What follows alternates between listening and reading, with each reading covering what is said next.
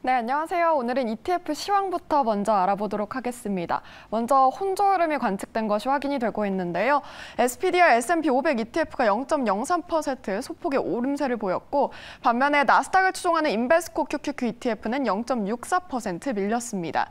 SPDR DER ETF도 0.28% 소폭의 강보합권으로 돌아서는 움직임이 나타났는데요. CPI를 앞두고 경계감이 시장에 다소 짙은 것으로 풀이해 볼 수가 있겠습니다. 다음으로 반도체 시장은 0.53% 소폭 밀리면서 428달러 선으로 거래 마쳤고요. XLK ETF 기술도 0.94%로 시장의 어두운 분위기를 반영하는 모습이 나타났습니다. XLF ETF 금융은 0.87% 소폭의 오름세를 나타냈는데요. 미국의 대형 은행주에 대한 기대감이 어느 정도 반영된 것으로 풀이해 볼 수가 있겠습니다. 또 변동성 지수는 좀 안정을 찾아가는 모습이 나타나면서 1.38% 밀리는 모습이 연출이 됐고요. 바네크 골드 마이너스 ETF는 1.74% 오르는 모습이었는데 금값의 상방 압력을 반영하는 모습이 나타났습니다. 금값이 최근 계속해서 2,000달러 선을 넘어서고 있다는 점 함께 참고해 보시면 좋을 것 같고요. 이어서 유나이티드 스테이츠 오일 펀드는 1.88%로 역시 유가 상방 압력을 고스란히 반영했습니다. 자, 그렇다면 상승 하락 종목 5가지 만나보도록 하죠. 먼저 상승 종목부터 확인을 해보시면 브라질이 가장 상위에 랭크된 것이 확인될 수 있고요. 금채굴, 원유, 건설, 나스닥 하락 순으로 올랐는데 특히나 특징적인 점은 안전자산 선호 심리로 인해서 금채굴이 역시나 상위에 랭크돼 있는 것이 확인됐다는 점 함께 확인해 보시면 좋을 것 같습니다. 다음으로 하락 종목들 체크를 해보려고 하는데요. 금채굴 하락이 가장 하락이 컸고요. 천연가스, VIX 선물, 기술 나스닥 순인데 기술주의 어두운 모습이 확실히 좀 반영이 됐다는 점이 확인이 되고 있습니다. 자, 이렇게 ETF 시황 간단하게 정리를 해봤는데요. 이번에는 윤재용 미래에셋증권 선임연구위원 연결해서 ETF 시황 들어보도록 하겠습니다. 연구원님, 안녕하세요. 안녕하세요. 네, 반갑습니다. 오늘도 ETF 시황을 좀 정리해보려고 하는데 먼저 지난주 동향부터 짚어주시죠. 네, 우선 지난주 듣기 전에 일단 어제 8월 11일 날 미국 시장 동향 잠깐만 좀 보고 넘어갈게요. 일단 어제 이제 미국 시장 좀 특징 살펴보면 이제 약간 좀 차별화 역시 나타났다라는 점을 좀 짚을 수가 있겠습니다. 기존에 좀 굉장히 연초 대비해서 좀 굉장히 강세를 보여오던 기술주, 나스닥 100 ETF 대표적이죠. 이런 QQQ 티커로 대표되는 이 기술주 ETF들이 소폭 좀 약세를 보였다라는 점 아까 정리를 좀 해주셨고요. 이외에 이제 DIA 티커를 가진 이제 다우지수, 전통 산업들 비중 좀 높은 편이에요. 이제 DIA 티커를 가진 ETF가 좀 상승을 보였다라는 점을 좀 짚을 수가 있겠습니다. 개별 종목 장세였던 것 같아요. 개별 종목으로 테슬라가 상승을 보였었고 대신에 이제 마이크로소프트라든가 이런 대표 기술 기업들은 전반적으로는 좀 약세를 보였다라는 점도 같이 볼 수가 있겠습니다. 그리고 좀 특징적인 어제 시장에서 좀 특징적인 ETF를 좀 말씀을 드려보면 블록체인 ETF가 있어요. BLOK라든가 혹은 BKCH 티커를 가진 블록체인 산업 테마 ETF들이 있는데 이 비트코인이라든가 이런 가상화폐들이 좀 강세를 보이다 보니까 해당 이제 블록체인 산업 테마형 ETF들도 역시나 상승을 보였다라는 점, 전일 시장의 특징으로 조금 정리를 해볼 수가 있겠습니다. 이어서 지난주 이제 ETF 시장 조금 정리를 해보면요, 이제 크게 3가지 키워드, 2가지 정도 키워드로 좀 정리를 해보겠습니다. 첫 번째는 이 유가 상승 이유라고 조금 정리를 했는데, 이제 4월 2일 날 오펙 플러스의 감산 결정이 있었죠. 그래서 유가가 월요일 날 급등을 했고요. 자, 그럼에도 불구하고 이제 월요일 날 급등 이후에 시장 유가 그 이후에 좀 흐름을 좀 살펴보면 약간 이제 옆으로 좀 기는 모습을 좀 보였습니다. 좀 횡보를 좀 모습을 보였는데 이 부분은 조금은 다행인 것 같아요. 이제 더 이상 이제 유가가 막 치고 나가지 못하고 조금 이제 주춤하는 모습 보였다.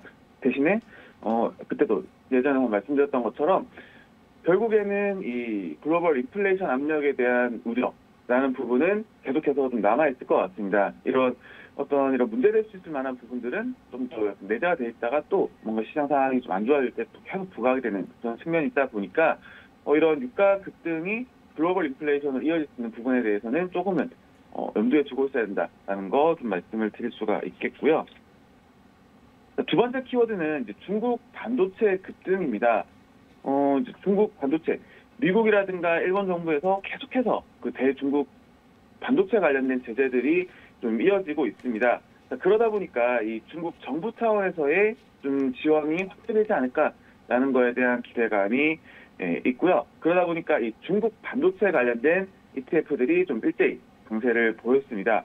대표적인 게 그 중국 반도체, 홍콩에 상장되어 있는 중국 반도체, 티커로는 이제 03하나 91 ETF가 있는데, 해당 ETF라든가, 혹은 이 중국 본토에, 우리가 또 이제 ETF 커넥트라는 제도를 통해서 중국 본토에 상장되어 있는 ETF에 접근을 할 수가 있거든요. 중국 본토에 상장되어 있는 이 반도체 칩이라든가, 혹은 반도체, 그리고 반도체 장비 산업 ETF들이 일제히 강세를 보였습니다. 그래서 최근에 이 반도체주라든가 이런 것들이 좀 연초 이후에 좀 흐름이 좋았었는데 다시 한번 좀 기름을 부었다 정도로 좀 말씀을 드릴 수가 있겠고요. 지난주에 이제 주간 상승률은 홍콩에 상장되어 있는 중국 반도체 ETF가 9% 정도 상승을 보였고, 이외에 이제 반도체 칩 ETF, 중국 본토에 상장되어 있는 반도체 칩 ETF가 13%, 그리고 중국 반도체 그리고 반도체 장비 산업 ETF가 12.8% 정도 상승을 보였습니다. 미국 반도체 ETF가 이제 주간 4.9% 정도 하락하는 모습을 보였긴 했죠. 하지만 이 금요일 이제 지난주 금요일 날 또 삼성전자가 감산 결정을 했다 보니까 이와 관련해서는 이제 어느 정도 시장이 조금 불안감이 종식되는 시점에서 다시 한 번 더 부각이 되지 않을까라는 부분 정리할 수가 있겠습니다. 네, 이렇게 지난주 시장 잘 정리를 해주셨는데요. 특히 유가 급등이라든지 반도체 급등이 좀 눈에 띄는 것 같습니다. 그렇다면 강세를 보였던 ETF는 어떤 게 있었을까요? 네, 우선 주간 단위로 이 섹터 내에서 좀 강세 보였던 거 좀 체크를 해보면요. 약간 이제 시장이 약간 또 불안한 흐름을 좀 보이다 보니까 이 경기 방어주 성격을 가진 섹터, 산업들이 좀 강세를 보였습니다. 대표적인 것이 이제 헬스케어라든가 혹은 유틸리티 섹터가 될 것 같은데요. 대표적으로 이제 미국 S&P 500 지수 내에서 헬스케어 섹터를 편입하고 있는 XLV 섹터를 가진 ETF는 주간 단위로 3.1% 정도 상승을 보였고, 이외에도 유틸리티 섹터 ETF 역시도 3.1% 정도 상승을 보였습니다. 이외에 이제 개별 산업단으로 좀 들어가 보면 이제 제약, 티커로는 이제 IHE 티커를 가진 ETF가 3.7% 정도 상승을 보였습니다. 네, 이렇게 강세를 보인 섹터들 자세히 알아봐 주셨는데요. 그럼 머니플로우가 활발했던 ETF는 어떤 게 있었을까요?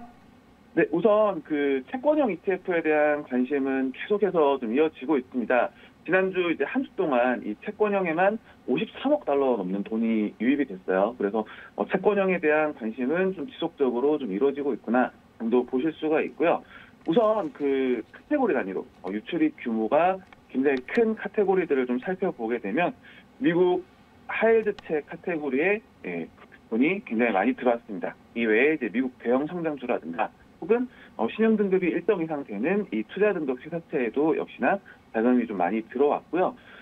개별 ETF들 좀 살펴보게 되면 나스닥 100 지수를 추정한 ETF인 티커는 이제 QQQ ETF에 자금이 가장 많이 들어왔습니다.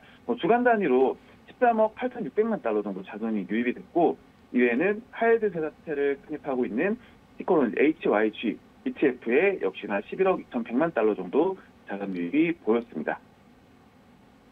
네, 그렇다면 이렇게 머니플로우를 좀 짚어봤는데 최근 상장됐거나 좀 관심이 유효한 ETF는 어떤 게 있을까요? 네, 지난주에 이제 국내에 상장된 ETF 중에 좀 두 가지 ETF가 좀 흥미로운 ETF였고요. 대표적인 게 두 가지 말씀드린 거는 미국 달러 SOFR 금리, 다음에 TSMC 밸류체인 ETF 두 가지 정도를 간략하게 말씀을 드리겠습니다. 이거 추천이라기보다는 이제 소개 차원에서 말씀을 드리는 거고요. 먼저 이 미국 달러 SOFR 금리 ETF는 일종의 이제 RP 금리를 받는 ETF입니다. 좀 비유적으로 정확한 비유는 아니지만 좀 비유적으로 좀 말씀을 드려보면 이 CMA를 좀 ETF로 상장시킨 그런 모습이다라고 보시면 될 것 같고요. 기본적으로는 이제 미국 달러를 가지고 이제 RP 금리를 받는 형태의 투자다라고 보실 수가 있어요. 그리고 두 번째로 말씀드렸던 이 TSMC 밸류체인 글로벌 1위 파운드리 업체인 TSMC 그리고 이 TSMC의 주요 1차 공급업체들을 편입하고 있는 ETF입니다.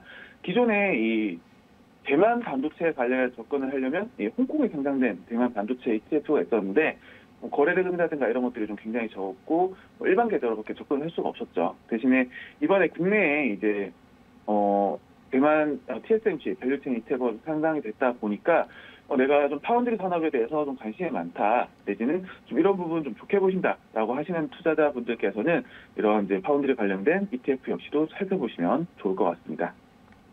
네, 이렇게 파운드리에까지 관심이 유효하다는 점 함께 짚어주셨습니다. 지금까지 ETF 시황 알아봤는데요. 윤재용 미래에셋증권 선임연구위원과 함께했습니다. 연구원님 고맙습니다. 고맙습니다.